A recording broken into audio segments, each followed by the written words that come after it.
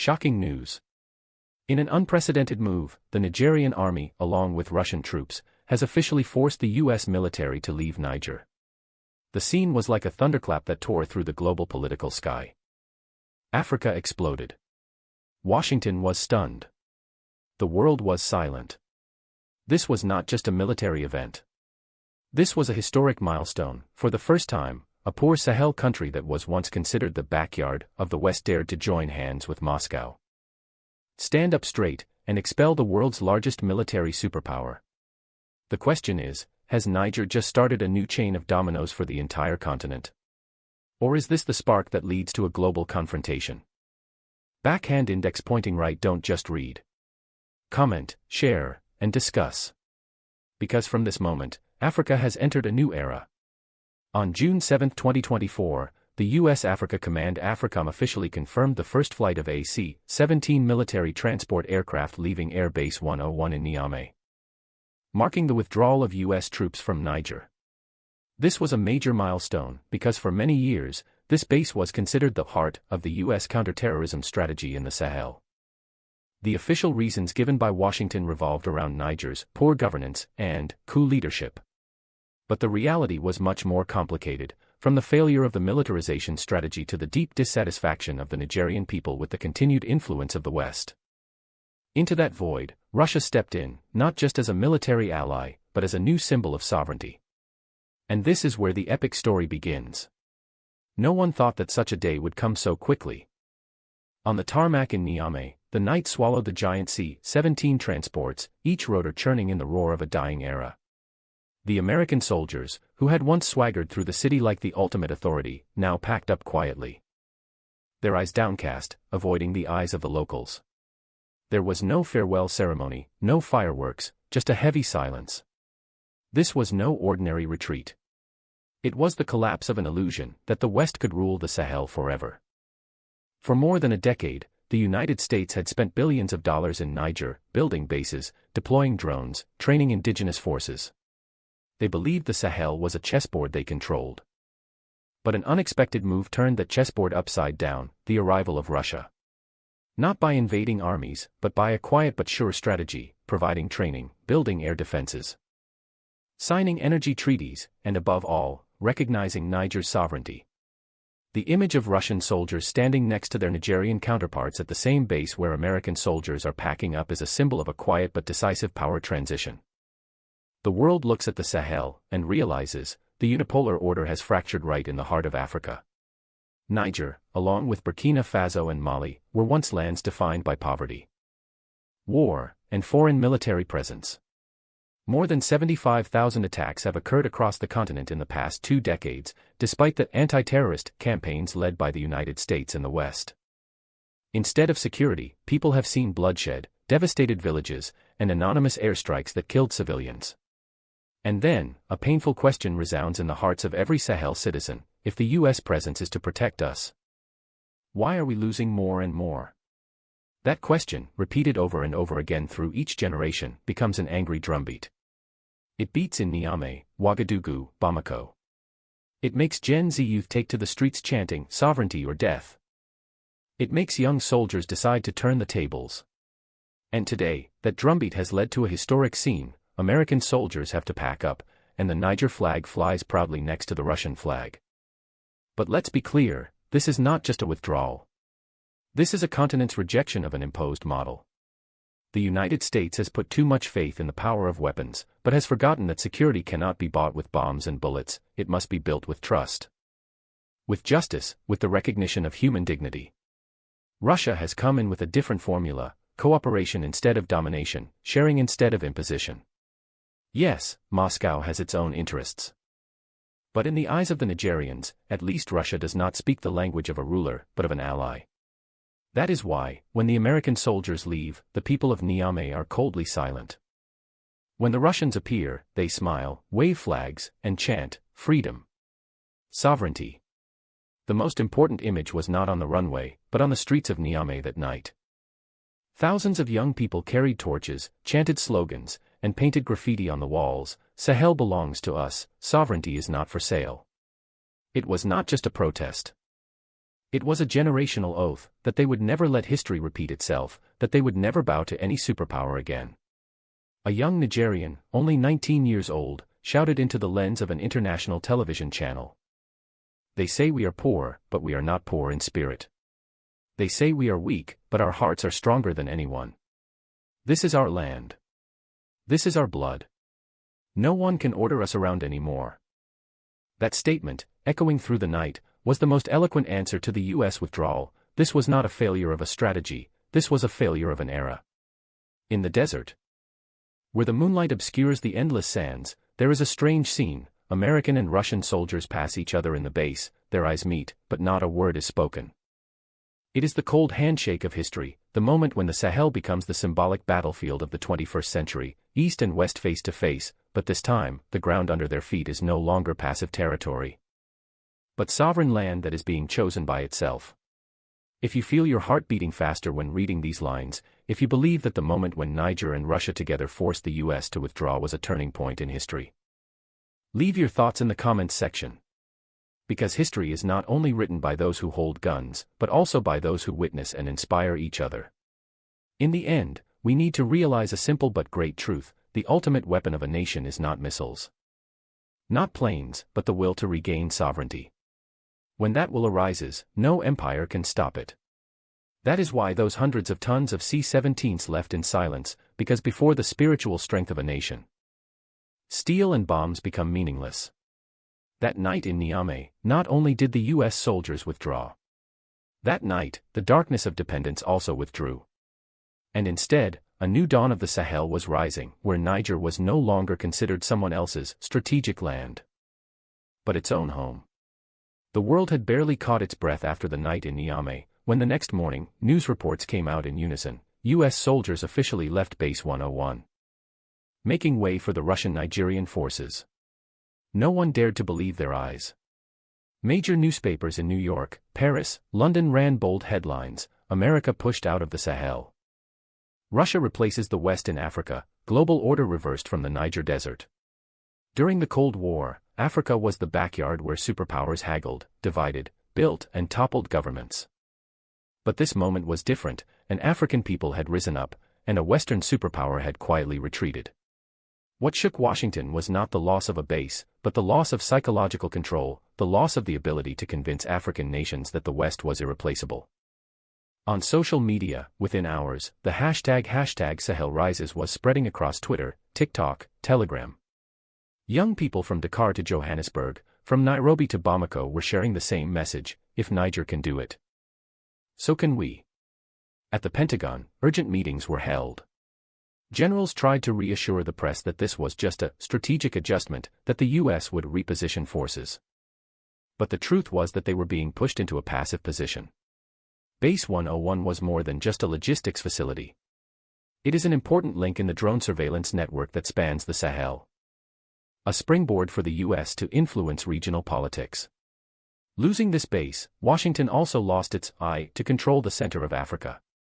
U.S. congressmen angrily questioned: billions of dollars have been spent to build and maintain a presence in Niger. Now all gone down the drain. The State Department chose to justify: we withdrew because Niger did not meet democratic standards. But everyone knows that is just a cover. In fact, the U.S. no longer has enough power to force Niger to comply. If Washington still keeps a little calm, Paris will fall into panic. For France, the Sahel is not only a security strategy, but also a colonial legacy. From Mali, Burkina Faso to Niger, France has built a network of uranium and gold mining, and even military bases to maintain its influence. Now, in less than 3 years, the French flag has been lowered in Bamako, Ouagadougou, Niamey. And more painfully, it has been replaced not by a weak African force, but by Russia, a direct geopolitical rival. The French media described this as a slap in the face to Europe. Military analysts fear, if the Sahel falls out of control, all French influence in West Africa will go up in smoke. In Brussels, NATO officials were discussing the matter with anxiety.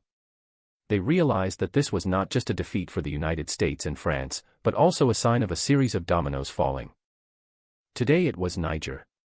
Tomorrow it could be Gabon, Senegal, or even other seemingly loyal allies. A confidential EU report warned. Russia's growing influence in the Sahel will not stop at military. It will pave the way for Russia to control energy and mining routes, and could create an anti-Western alliance in the heart of Africa. Fears were spreading through European capitals. If Russia helped Niger set up an air defense system, it would mean that American and French drones would no longer be able to fly freely over the Sahel. An era of remote control was officially over. While the West was struggling, Russia was acting like a seasoned chess player. Moscow did not make noise, did not make grandiose statements.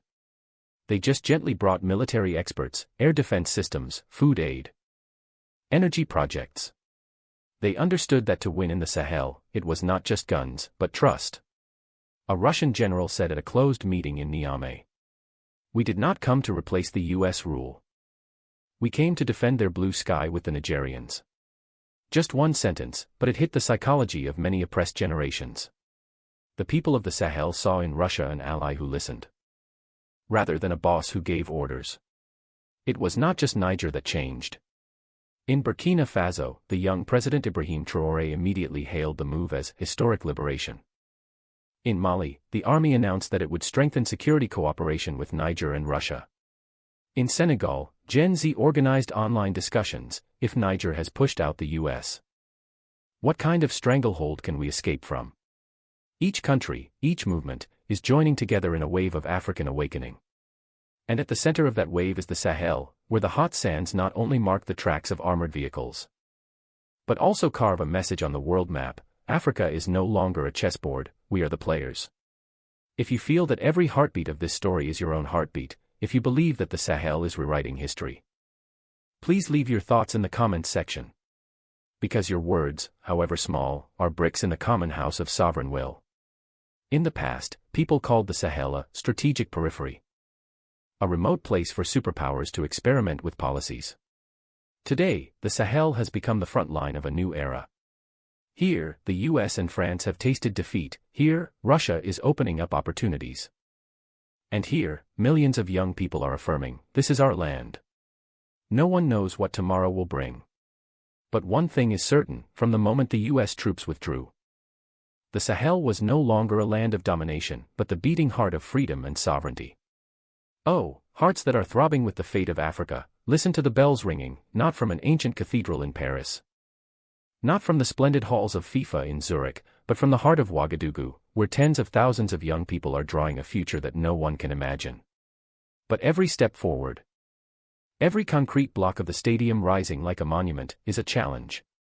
And that challenge, the enemy cannot ignore. Old Europe, with France at its center, was used to deciding who could dream, who could live. But today, under Traoré's hand, the dream of the stadium has become the stage of revolution. Photos of construction sites, gatherings of tens of thousands of young students singing Burkina songs, have poked the eyes of those who sit on the international throne. Paris knows that if Traoré succeeds, the entire order of sports economic power in West Africa will be shaken. Because a stadium is not just football. It is political infrastructure, a symbol of sovereignty, a source of economic income, a place to shape national identity. FIFA, under covert pressure from the great powers, began to devise technical regulations and safety standards to hinder. They sent a letter asking Burkina Faso to postpone the opening of the Sahel Ocean Stadium because it does not meet international standards. But the people of Ouagadougou understand clearly, that is not safety, that is a new type of shackles. Behind the scenes, French embassies spread rumors that Traoré's projects were too far-fetched, that Burkina did not have enough capital, engineers, or experience. French media headlined, Burkina Faso builds big dreams in a poor desert. They wanted to sow doubt in the hearts of young people, that this dream was just an illusion. But the danger does not only come from outside. Even within the ranks of Burkina Faso officials, those accustomed to enjoying French perks and living under the protection of the IMF and the World Bank, are beginning to panic. Because once Traoré turns the stadium into a center for mobilizing people's resources, their power will disappear. A former minister whispered in the dark. Traoré builds stadiums for the people, but who builds thrones for us? Behind the seemingly reasonable protests about costs, budgets, public debt, is the fear of losing seats, losing privileges. They begin to collude with foreign companies, spreading rumors about the project being fraudulent, corrupt, non-transparent. Some parliamentarians secretly send signals to the outside: we are ready to dialogue if Paris returns. Betrayal is no longer a risk, it has crept into every corridor. But Traoré understands that a leader only exists when the people are behind him. He did not close himself in the presidential palace, nor hide behind the apparatus. Every weekend, he appeared in the middle of the construction site, wearing a military uniform, boots, holding a hard hat, chatting with young bricklayers and engineers. And those moments spread like wildfire on social media. A female architecture student wrote on the wall, "We are not building for Traoré, we are building for ourselves. And if necessary, we will defend the project with blood." The crowd filled the makeshift stands in the Sahel sun, singing, dancing, and mixing cement. Western media called it populist hysteria. But for Burkina, it was the birth of a new era, politics by the people's hands. That month, a French delegation secretly landed in Dakar, and sent a message through an intermediary. If Burkina Faso does not stop the project, there will be economic consequences. Aid will be cut. Businesses will withdraw. International matches will be banned. It was not an empty threat. Soon after, several international banks froze their credit to Ouagadougou. French transport companies announced that they would stop supplying construction materials.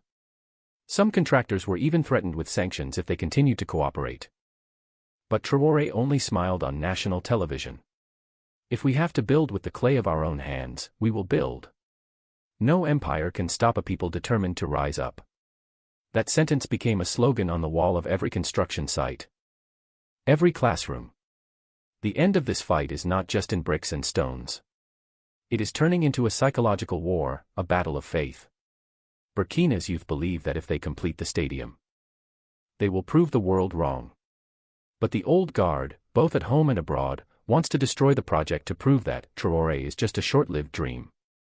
And so the skies over Ouagadougou became heavy. Rumors of a coup were rumbling. Illegal arms shipments were discovered near the border. Terrorist groups suddenly stepped up attacks on northern villages. It was as if an invisible hand was directing everything. The people were tense, but they did not retreat. They believed Traoré was leading them into a decisive battle, where the stadium was no longer concrete, but a fortress of sovereignty.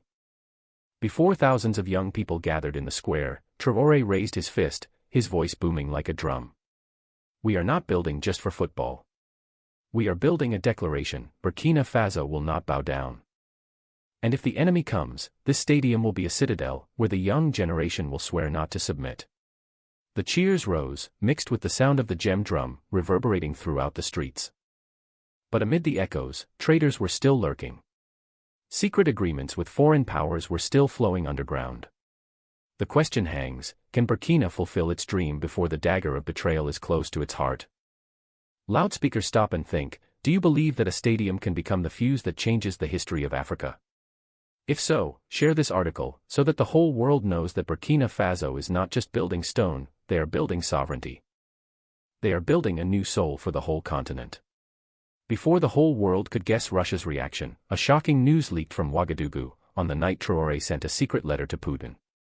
A dagger of betrayal flashed right in his own ranks. Not from the West. Not from NATO. But from a small part of the country itself, those who fear the storm of confrontation. Those who whisper that Traoré has gone too far, that confronting the West head-on would be tantamount to inviting destruction. And in that moment, the secret letter became a test of gold: was Burkina Faso solid steel? Or just a mixed metal that would crack before it was finished? While the public cheered Traoré's name, in the shadows, a group of senior officers met quietly. They were afraid. They asked, what if Moscow doesn't respond? What if the West launches full-scale sanctions? What if the fragile economy is strangled in a matter of weeks? They no longer believe in the path of self-reliance that Traoré has opened. Instead, they think of compromise. Some have even secretly probed the French embassy, hoping to salvage some safety assurances if the situation gets out of control. It is no longer a matter of political differences. It is the seed of betrayal. While Burkina Faso is in turmoil, the Kremlin is still shrouded in a thick fog. Not a single official line from Putin. Not a single statement from the Russian Foreign Ministry. Only cold silence. That silence has become an invisible weapon, making many weak-hearted people in Traoré's ranks more hesitant. They whisper, perhaps Russia does not dare, perhaps Putin will not shoulder this storm. But for Traoré, that silence is a test. He understands that if a young leader cannot stand alone, then no one will accompany him in the battle for freedom. It was during an urgent meeting, when Traoré reread the original secret letter in front of his close generals, that a confused look betrayed a senior officer. Traoré did not get angry. He just looked straight and said, "In this battle, everyone has the right to be afraid. But whoever goes against the path of freedom, that person chooses to stand with the enemy." The whole room was silent. Betrayal did not need further evidence. It was revealed by the trembling of the weak-hearted. Now, Burkina Faso is like a boat in a storm. Outside, the West tightens the siege. Inside, the seeds of rebellion are just budding. And from the north, Russia remains silent, not once officially confirming that they will stand with Traoré. But it is also in the midst of these three layers of pressure that Traoré's image shines even brighter.